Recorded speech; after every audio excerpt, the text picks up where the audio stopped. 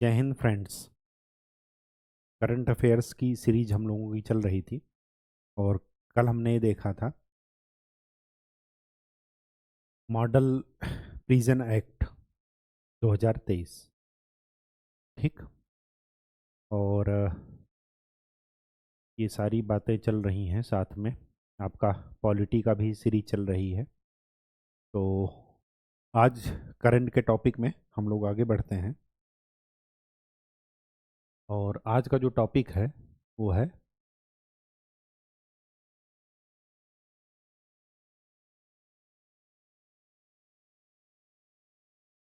परमाणु परीक्षण के 25 वर्ष।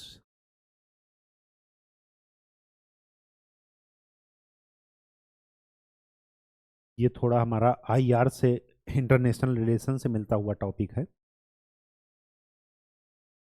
देखिए, अभी आप लोग करंट मुद्दे पर ध्यान अगर दें तो ईरान और नॉर्थ कोरिया के पास तो है ही। ईरान को जो पश्चिमी देश हैं वो बार बार प्रतिबंध लगा रहे हैं और बार बार ये कर रहे हैं, रिस्ट्रिक्शंस मना भी कर रहे हैं, कई आर्थिक राजनीतिक प्रतिबंध लगाए गए कि वो परमाणु शक्ति संपन्न देश ना बनने पाए। क्यों ऐसा किया जाता है और उसके क्या फ़ायदे क्या नुकसान हैं, और ईरान ठीक वैसे ही काम कर रहा है कि हम भूखे मर जाएंगे लेकिन परमाणु शक्ति हासिल करके रहेंगे। दोनों ओर प्रतिद्वंद्विता चल रही है। भारत भी कभी कभार कहता है कि नहीं ईरान मान जाओ, मत ऐसा करो। तो ईरान भी कहता कम से कम आप तो ऐसा मत कहो। ऐसा क्यों है? ऐसा इस वजह से है क्योंकि जब अपने परमाणु शक्ति संपन्न देश बनने की बात आई तो भारत ने किसी की नहीं सुनी। और पहला परीक्षण जो उन्होंने किया भारत ने, वो किया 18 मई 1974 में। पहला परमाणु परीक्षण। उस समय इंदिरा गांधी की गवर्नमेंट थी, प्राइम मिनिस्टर इंदिरा गांधी थी। बुद्ध जयंती थी उस दिन, 18 मई के दिन। इस प्रोजेक्ट का नाम इन्होंने रखा स्माइलिंग बुद्धा।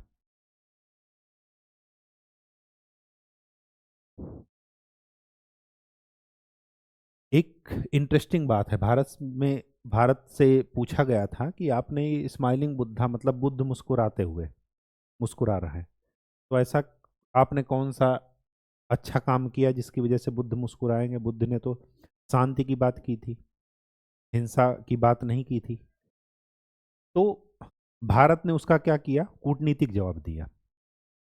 वो ये था कि अगर हम परमाणु शक्ति संपन्न देश बनेंगे, हमारे पास न्यूक्लियर टेक्नोलॉजी होगी, तो उसका हम डुअल यूज करेंगे। डुअल यूज का क्या मतलब है कि एक तो अपने विद्युत उत्पादन में, जिससे कि हमारे लोगों की रहन सहन, हमारे लोगों की सुविधाएं में वृद्धि होगी और उसकी वजह से समृद्धि आएगी और फिर बुद्ध मुस्कुराएंगे।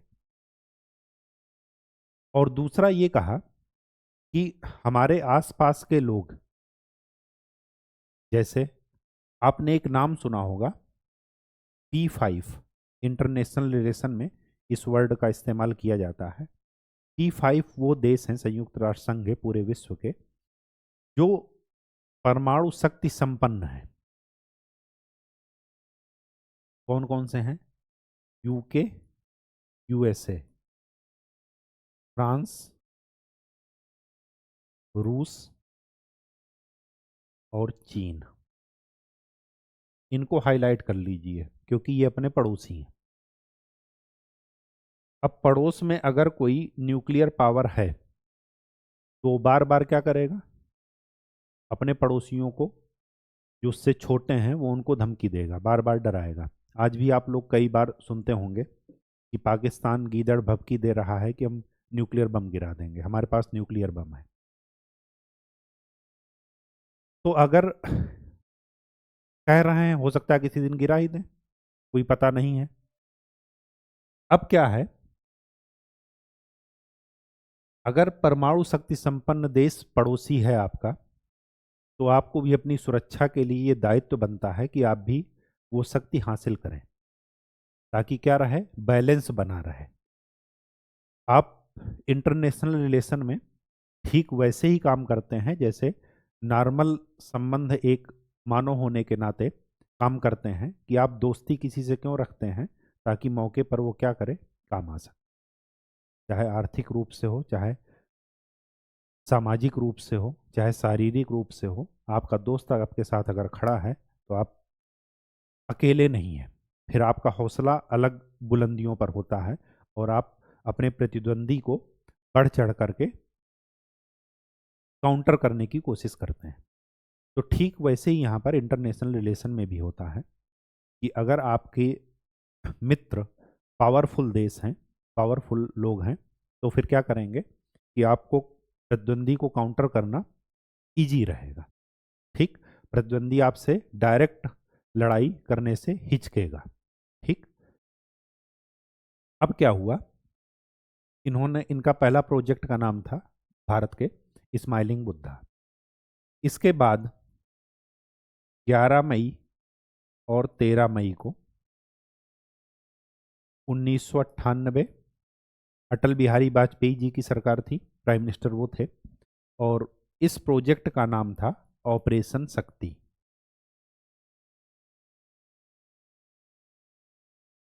और इस ऑपरेशन के बाद पोखरण में ये किया गया था, राजस्थान में रेगिस्तान में है ये, दूर दूर तक कोई नहीं नजर आएगा केवल सिवाय बालू के। ठीक, इस जगह पर किया गया था। और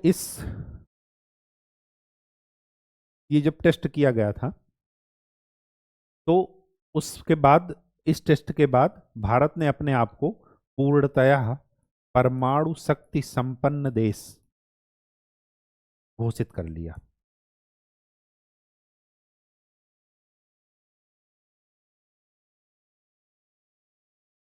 अभी बाकी लोग ने लाइसेंस नहीं दिया, जैसे संयुक्त राष्ट्र नहीं मानता, क्योंकि वो P5 ही उनके लिए क्या है, परमाणु शक्ति संपन्न देश हैं। ये इंपॉर्टेंट लगा लीजिएगा, क्योंकि ये एक बार आपके ऑब्जेक्टिव में पूछा गया है एग्जाम में कि P5 कंट्रीज में कौन कौन शामिल है। ठीक, या ये भी पूछा गया है कि संयुक्त राष्ट्र की परिभाषा के हिसाब से कौन कौन से देश परमाणु शक्ति संपन्न देश में आते हैं। ठीक, तो ये आपको पता होना चाहिए।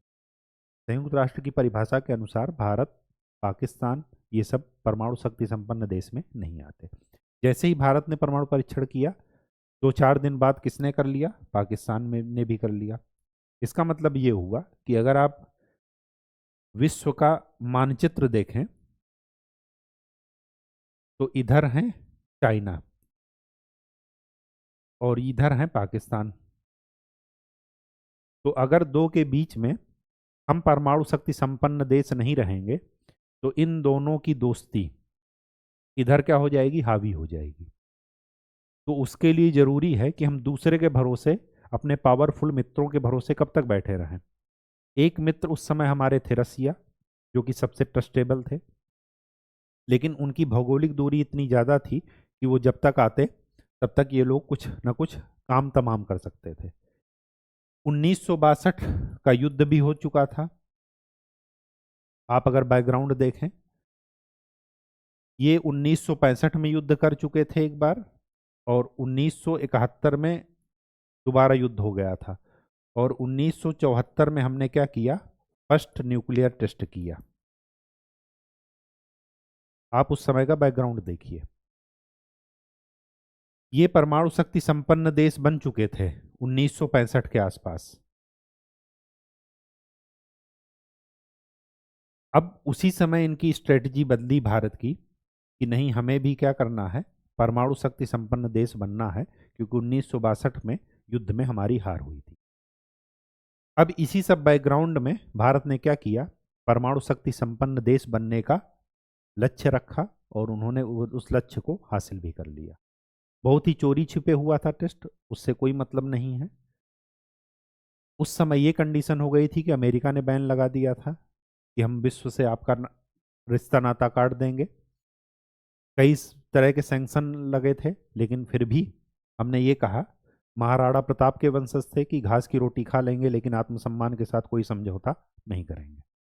तो ठीक वही बात यहाँ पर लागू हुई और ये परमाणु शक्ति संपन्न देश बन गए। 1998 में जब आप 25 जोड़ेंगे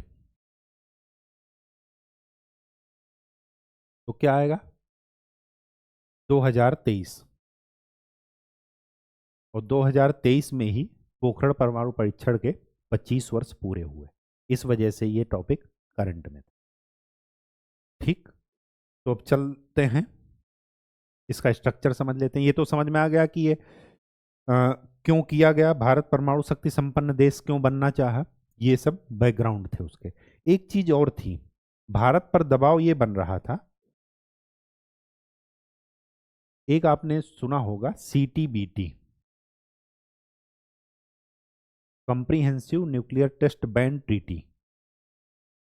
ठीक, दूसरा एक आपने नाम सुना होगा MTCR, missile technology control regime, missile तकनीकी नियंत्रण व्यवस्था। एक आपने नाम सुना होगा NSG, न्यूक्लियर सप्लायर ग्रुप।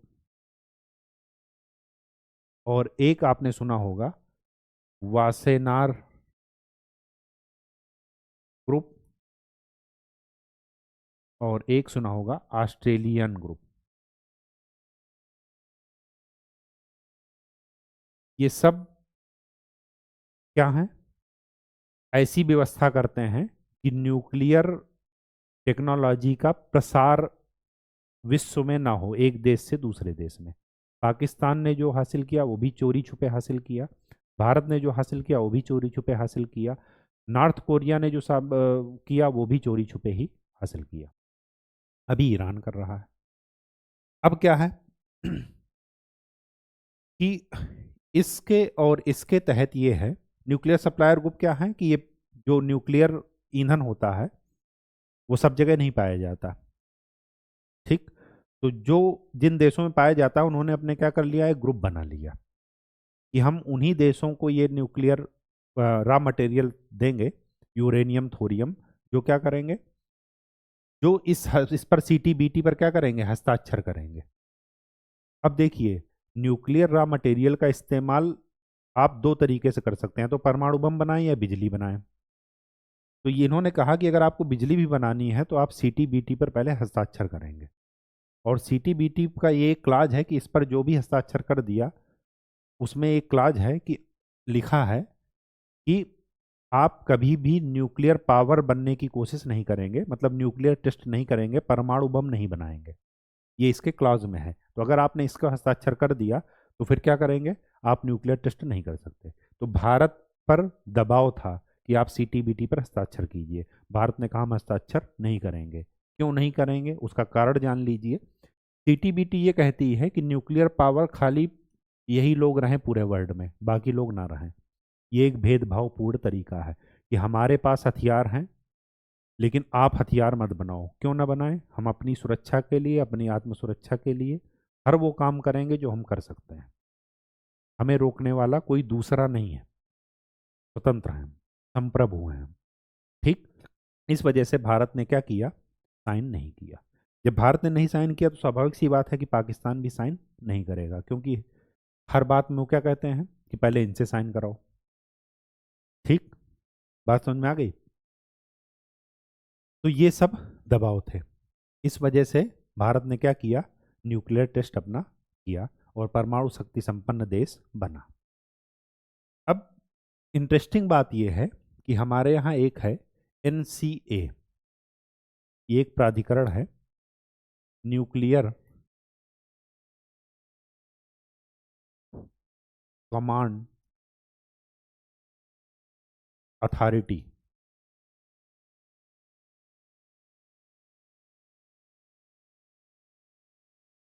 इसकी इसके दो घटक हैं, एक है पॉलिटिकल, राजनीतिक, और एक है कार्यकारी, एग्जीक्यूटिव।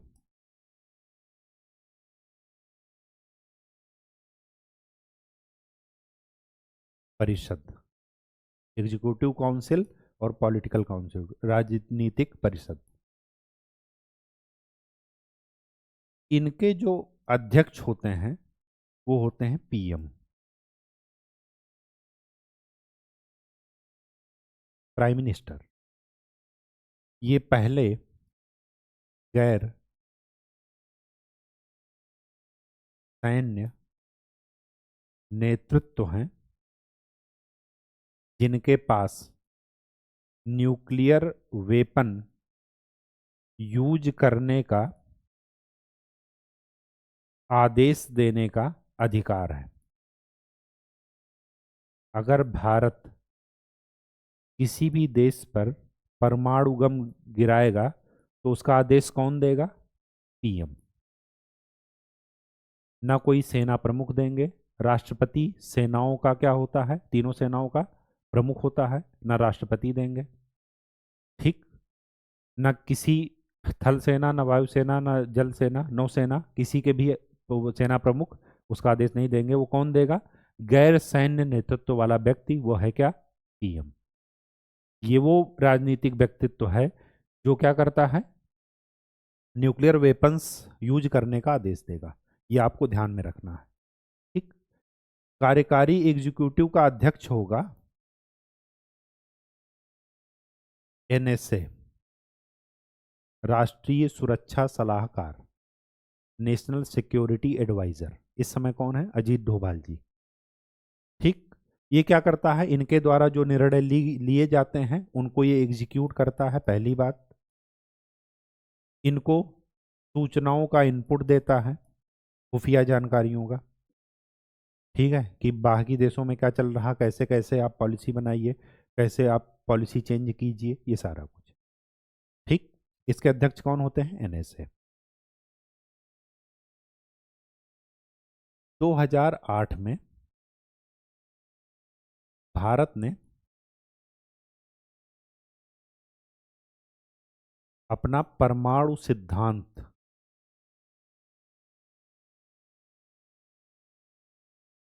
वो क्या किया? ड्राफ्ट किया, रिलीज किया। परमाणु सिद्धांत होता क्या है? एक ऐसा डॉक्यूमेंट जिसमें यह लिखा होता है कि अगर एक परमाणु शक्ति संपन्न देश है, वो अपने परमाणु हथियारों का उपयोग शांति के समय और युद्ध के समय किस प्रकार करेगा। दो कंडीशन में अपने परमाणु हथियारों का उपयोग किस तरीके से करेगा, ये उसके किसमें? परमाणु सिद्धांत के डॉक्यूमेंट में लिखा होगा। ये उसका कौन बताएगा? परमाणु सिद्धांत। भारत विश्व का इकलौता ऐसा राष्ट्र है जो अपने परमाणु सिद्धांत में क्या करता है? नो फर्स्ट यूज की पॉलिसी। मतलब परमाणु हथियार का, परमाणु बम का उपयोग हम पहले नहीं करेंगे। ये उनके परमाणु सिद्धांत में लिखा है।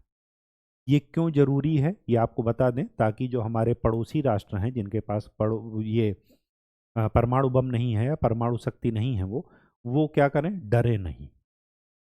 वो हमसे क्या हो? भयभीत ना हो। वो ये ना सोचें कि जब इन्होंने कर लिया तो हम भी अपने रिसोर्सेज को क्या करें? इधर की तरफ डाइवर्ट करें, भले उनकी जनता भूखों मरती रहे, ऐसा ना हो। उनमें एक विश्वास बना रहे।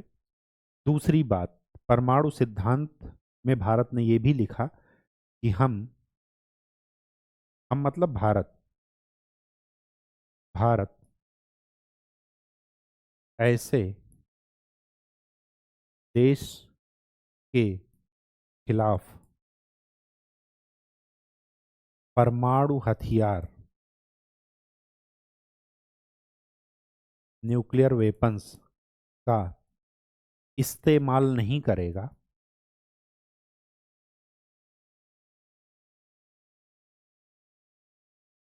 जिसके पास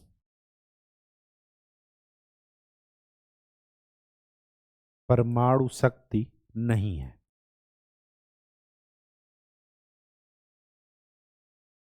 म्यांमार के खिलाफ नहीं यूज करेंगे क्योंकि वो न्यूक्लियर पावर नहीं है। चाइना के खिलाफ कर सकते हैं, लेकिन नो फर्स्ट यूज, पहले यूज नहीं करेंगे। तीसरी बात, अगर भारत के ऊपर जैविक और रासायनिक हमला होता है, केमिकल और बायोलॉजिकल अटैक,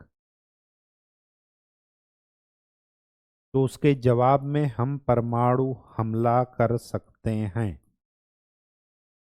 परमाणु हथियार यूज कर सकते। ठीक।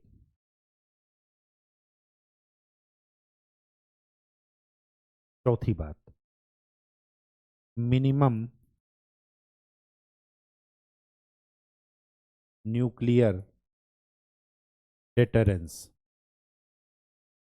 इसका ये मतलब होता है कि हम अपने हथियार कम से कम, मतलब जितना जरूरी है, किसको करने के लिए, बैलेंस बनाने के लिए, क्योंकि हमारे बगल में दो पड़ोसी देश क्या हैं, न्यूक्लियर संपन्न है। तो कम से कम और सुरक्षित, ऐसा नहीं कि इतना बना लिए कि वो घर घर में हैं। पाकिस्तान को यही डर है, लोग भी डर रहे हैं कि वहां पर परमाणु शक्ति ऐसे लोगों के, आतंकवादियों के हाथ में ना आ जाए कि जिनके अंदर मानवता है ही नहीं, जिनको खाली क्या करना है, एक डराना धमकाना है और हिंसा फैलानी है। उनके लिए सबसे बड़ा सिक्योरिटी इशू यही है। तो हम एक मिनिमम न्यूक्लियर डिटरेंस बनाएंगे, ताकि ये रहे कि हाँ हमारे पास है और हम मौके पर इसका इस्तेमाल कर सकते हैं। ये ठीक वैसे ही है जैसे आपने देखा होगा, लोग रिवॉल्वर का लाइसेंस ले करके और अपने पास रखते हैं, ताकि और लोग डरे रहें कि मौके पर क्या होगा, ये अपना रिवॉल्वर चला देंगे। वो चले ना चले वो बाद की कहानी है, लेकिन ऐसा नहीं है कि ये न्यूक्लियर बम चलेगा नहीं, क्योंकि सिमुलेशन जो टेक्निक आ गई है उसमें क्या है कि कंप्यूटर पर डाटा, आपको किसी फिजिकल साइट की ज़रूरत नहीं पड़ती। आप आर्टिफिशियल इन्वायरमेंट बना करके कंप्यूटर पर ही क्या कर सकते हैं, उसको टेस्ट कर सकते हैं। आजकल हर जगह सिमुलेशन यूज हो रहा है। ठीक। तो ये सारी चीज़ें परमाणु सिद्धांत में लिखी गई हैं। ठीक।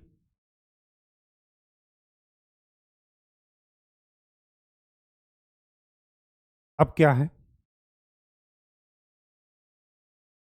परमाणु शक्ति संपन्न देश बनने के फायदे क्या हैं? फायदे ये हैं कि हम एक ऐसे इलीट क्लब में शामिल हो गए हैं जो कि क्या है, अपने आप में परमाणु शक्ति संपन्न। अब आप ऐसे देख लीजिए, पहले आपको क्या भारत को किसमें बुलाया जाता था, G77 में। G77 का मतलब क्या है, जो गुटनिरपेक्ष आंदोलन के देश थे, जो ना तो रसिया के साथ थे ना यूएसए के साथ थे, वो क्या करते थे, अपना एक अलग कंट्री ग्रुप बना करके कि ना तो हम इनके साथ हैं ना इनके साथ, किसी के साथ शामिल नहीं। अब भारत को कहाँ बुलाया जा रहा है, G7 में। G20 की अभी इन्होंने लास्ट ईयर क्या की है, 2023 में अध्यक्षता की है G20 की। तो ये अपने आप में क्या है, एक क्या कर रहा है, इलीट क्लब में शामिल हो रहा है। ठीक। तो क्या कर रहा है, इनका राष्ट्रीय गौरव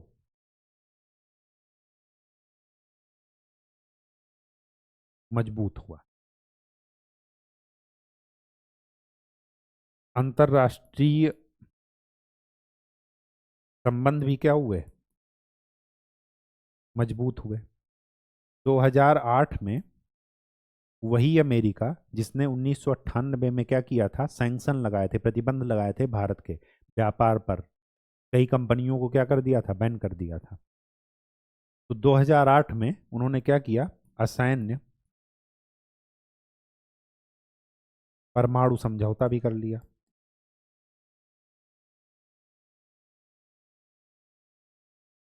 अब अंकल सैम अगर आपके दोस्त हैं, अंकल सैम मतलब यूएसए, अगर आपके दोस्त हैं तो स्वाभाविक सी बात है कि जो बाकी और लोग हैं वो क्या रहेंगे, दबदबा आपका बना रहेगा। वो ये सोचेंगे कि भाई अंतर्राष्ट्रीय संबंध इनके यूएसए के साथ हैं, अच्छे संबंध हैं।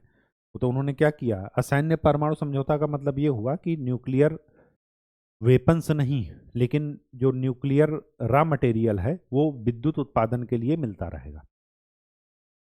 ठीक।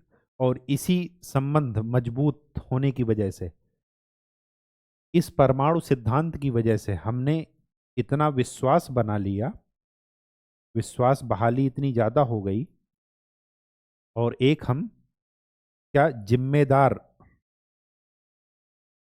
रिस्पॉन्सिबल परमाणु शक्ति संपन्न देश बने। क्योंकि ट्रैक रिकॉर्ड भी देखा जाता है, हमने किसी को आज तक ये धमकी नहीं दी पाकिस्तान की तरह कि हमारे पास न्यूक्लियर बम है। ठीक। जिम्मेदार परमाणु शक्ति संपन्न देश बने। और इसकी वजह से जो न्यूक्लियर सप्लायर ग्रुप हैं, एमटीसीआर हुआ, वासेनार ग्रुप हुआ, ऑस्ट्रेलियन ग्रुप हुआ, इनमें हमने क्या किया, सदस्यता हासिल कर ली। एनएसजी में अभी हम सदस्य नहीं हैं, ये याद रखिएगा। लेकिन एनएसजी वाले भी ये कह रहे हैं कि बिना सदस्य बने ही हम आपको क्या कर रहे हैं, न्यूक्लियर रॉ मटेरियल सप्लाई करेंगे। क्यों? क्योंकि आप एक जिम्मेदार परमाणु राष्ट्र हैं। क्यों? क्योंकि आपने परमाणु सिद्धांत में ये सब चीजें क्या की, रिटर्न में दी हैं। ठीक। एक चीज यहां पर और नोट कर लीजिएगा कि अगर कोई परमाणु हमला होता है तो हम उसके अपोज में, मतलब उसके बाद प्रतिक्रिया के रूप में हम परमाणु हमला करेंगे। वो स्वाभाविक सी बात है, उसको नोट करने की जरूरत नहीं है, लेकिन फिर भी। ठीक। तो ये सारे के सारे क्या हुए, फायदे हुए। ठीक। एक फायदा इसमें और लिख सकते हैं कि न्यूक्लियर टेक्नोलॉजी अगर हमारे पास है तो उसका इस्तेमाल हम शांतिप्रिय तरीके से विद्युत उत्पादन को अपने बढ़ाने के लिए भी कर सकते हैं। मतलब अभी तक जो हमारे पास विद्युत उत्पादन का मैक्सिमम परसेंटेज है वो कहाँ से आ रहा है, कोयला से। तो हम उसमें क्या कर सकते हैं, अपनी न्यूक्लियर पावर की परसेंटेज बढ़ा सकते हैं। ठीक। अब देख लेते हैं चुनौतियां,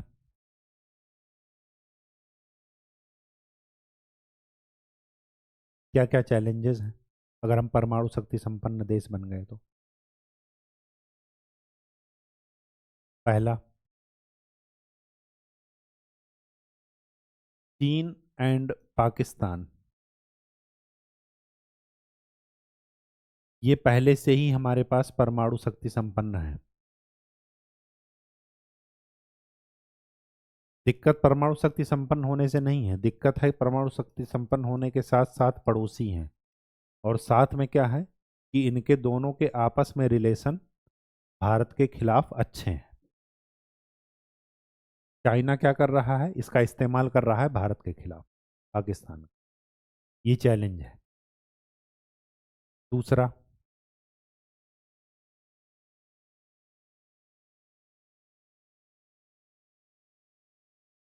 पाकिस्तान द्वारा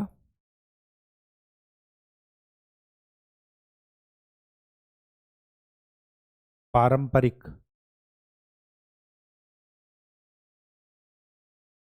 युद्ध के तरीके, जैसे डायरेक्ट युद्ध नहीं करेंगे। क्यों? क्योंकि डायरेक्ट युद्ध 2 बार इन्होंने किया और वो ये जान गए कि हम डायरेक्ट इनसे नहीं जीत सकते। तो ये क्या करना है, या तो घुसपैठ करना है या छद्म युद्ध करना है। ये सब डायरेक्ट रूप से ये युद्ध नहीं करना है। ठीक। अब क्या है कि अब घुसपैठ में आप कहाँ कहाँ परमाणु बम गिराते रहेंगे। और साथ में आपने क्या लिखा है कि नो फर्स्ट यूज। अब पारंपरिक अगर युद्ध हो रहा है तो आपको पारंपरिक तरीके से ही निपटा जाएगा उसका। और उसका पारंपरिक तरीका क्या था कि हमने क्या कर दी, स्ट्राइक कर दी, सर्जिकल स्ट्राइक, ये सब किया। ये सब पारंपरिक युद्ध का ही तरीका था। लेकिन ये भी चुनौतियां हैं। थर्ड, जितना महत्व मिलना था इसको, न्यूक्लियर पावर को, कहाँ पर, विद्युत उत्पादन में, इलेक्ट्रिसिटी जनरेशन में, उतना महत्व नहीं मिला।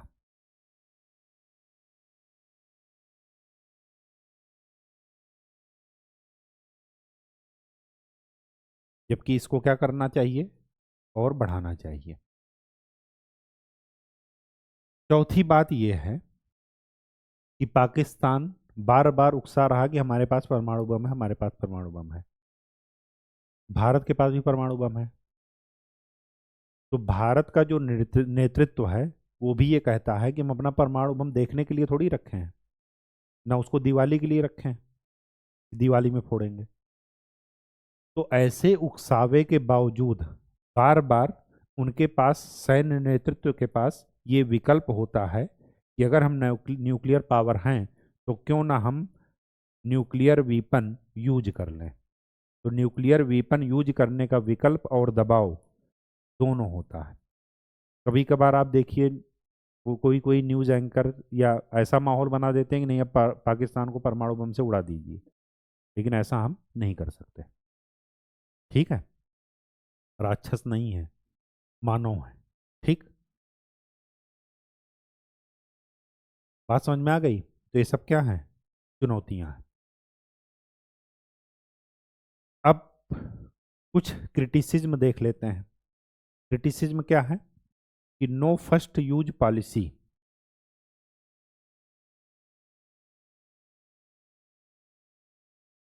ये सही है या गलत?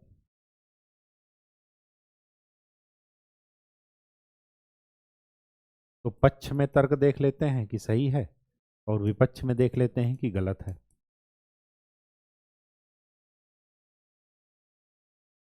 पहले विपक्ष में देखते हैं।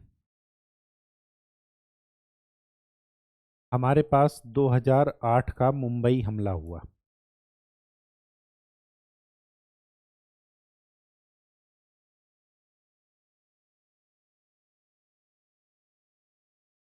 सोचिए आप, न्यूक्लियर पावर होने के बाद उनकी इतनी हिम्मत कि यहाँ पर आकर के क्या कर रहे हैं, मुंबई में, भारत की आर्थिक राजधानी में हमले कर रहे हैं, और उसमें पता नहीं कितने लोग मारे गए। ठीक। दूसरी बात, पाकिस्तान का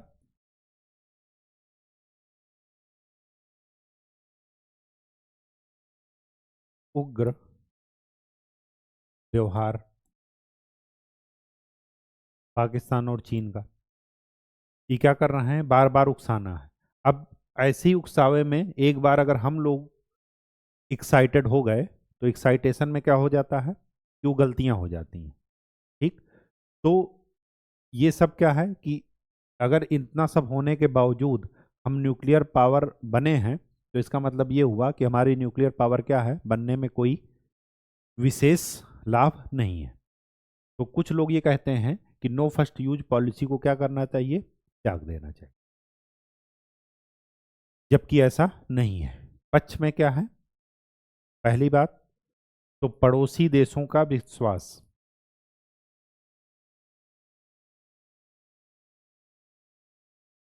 और विश्व के देशों का विश्वास। दूसरी बात,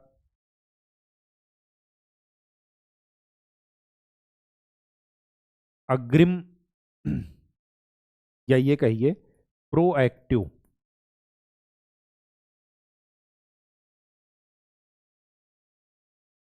अग्रिम होड़ से हम क्या कर रहे हैं, पीछे हैं। हम न्यूक्लियर वेपन्स को बढ़ावा नहीं दे रहे हैं, बस रखे हैं। हम ज़्यादा से ज़्यादा हथियार जमा नहीं कर रहे हैं, ना अपने रिसोर्सेज को उधर डेवलप, उधर लगा रहे हैं। ठीक है, कि हमारी जनता जो है कंगाल है और फिर भी हम न्यूक्लियर बम पर बनाए जा रहे हैं, बनाए जा रहे हैं, ऐसा नहीं है। ठीक।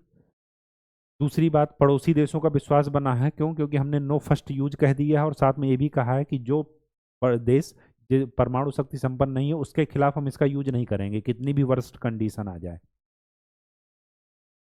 ठीक।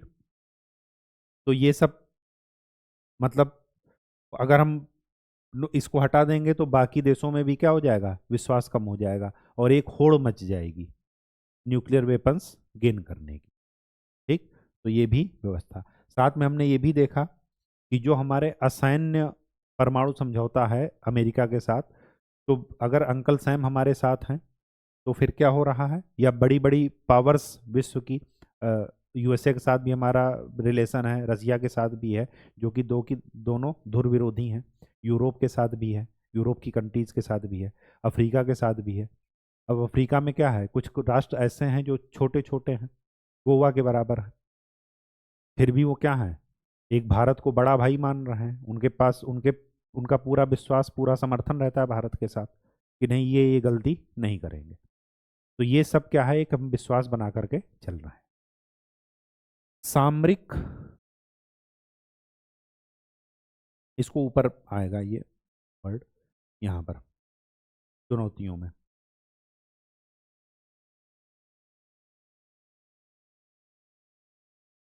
सामरिक हथियार और तकनीक,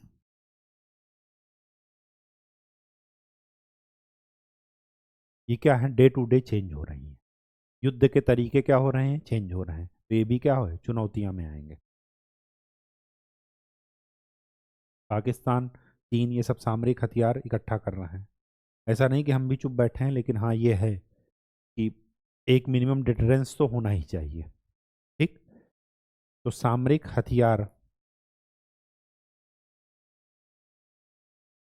की होड़ के बावजूद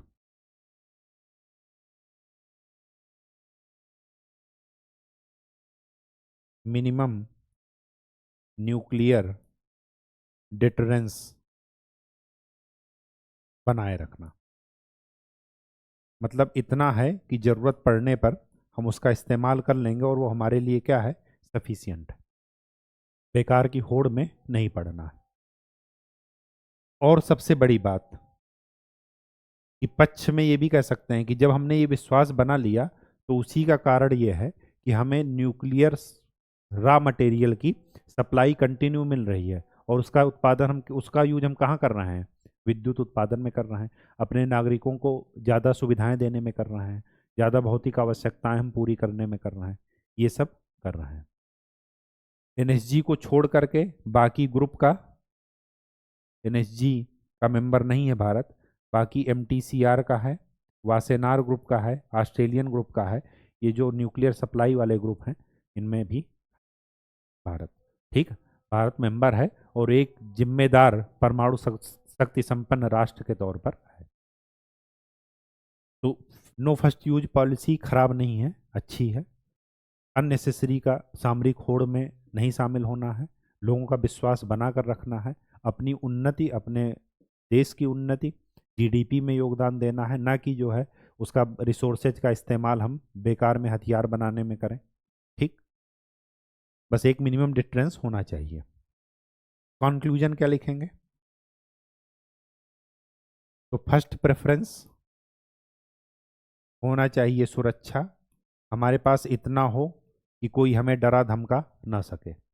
और सेकंड प्रेफरेंस होना चाहिए डिप्लोमेसी, कूटनीति, लोगों के साथ अच्छे संबंध, लोगों का विश्वास, ये सब हम गेन करें ताकि लॉन्ग टर्म रिलेशंस चल सके।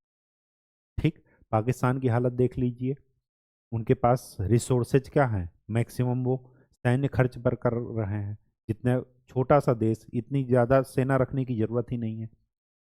हमारा इतिहास ये बता रहा है कि हमने कभी भी किसी की ज़मीन पर आक्रमण नहीं किया, किसी का कब्जा नहीं किया। क्यों? क्योंकि जियो और जीने दो का सिद्धांत पर चल रहे हैं, वसुधैव कुटुंबकम के सिद्धांत पर चल रहे हैं। G20 की टैगलाइन भी थी वसुधैव कुटुंबकम। ठीक, तो ये सब चीज़ें ज़रा लिखने के लिए आपके लिए इम्पॉर्टेंट हैं, तो ये सब सोच करके लिखिएगा। और आज के लिए हमारा ये टॉपिक समाप्त होता है।